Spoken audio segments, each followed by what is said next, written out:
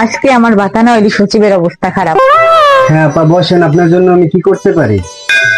এই ব্যাক করে যাচ্ছে, আমার দেখে কি তো আপা মনে হয়?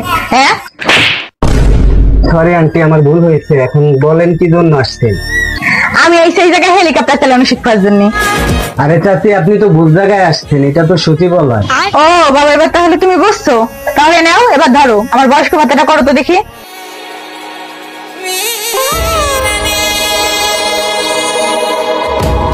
চাচি, আপনার কার্ডে তো আপনার প্রাপ্য বয়স হয় নাই, কিভাবে আপনার ভাতা করে দিব? বয়স হয় নাই মানে? কি হলো, আবার মারলেন কেন? আরে ব্যাক করে যাচ্ছে, আমার ছোট বড় 6 বছর আগে থেকে বয়স্ক ভাতা পায়, আর আমি আসলে শুধু তোর বাহানা। আজকে যদি তুই আমার বয়স্ক ভাতা করে না দিস তো তোর একদিন আর আমার যে কয়দিন লাগে। আচ্ছা চাচি, আপনার মাথা ঠান্ডা করেন, আমি দেখতেছি।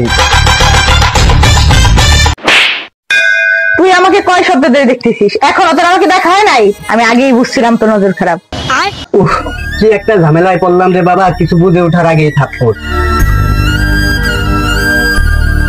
এত কম বয়স দিয়ে তো এই কার্ডে কোনো ভাতা হবে না। এই মহিলার হাত থেকে কিভাবে বাঁচবো? এই মাসে দান্দা মান্দা করে যা কামাইছে সব দিয়ে হইলেও একে বিদায় করা লাগবে। এত সময় লাগে কেন, কি হয়েছে? চাচি, এখন তো নিয়ম চেঞ্জ হয়েছে, ভাতার টাকা তো সব এককালীনই দেওয়া হয়। ও আচ্ছা তাই বাবা।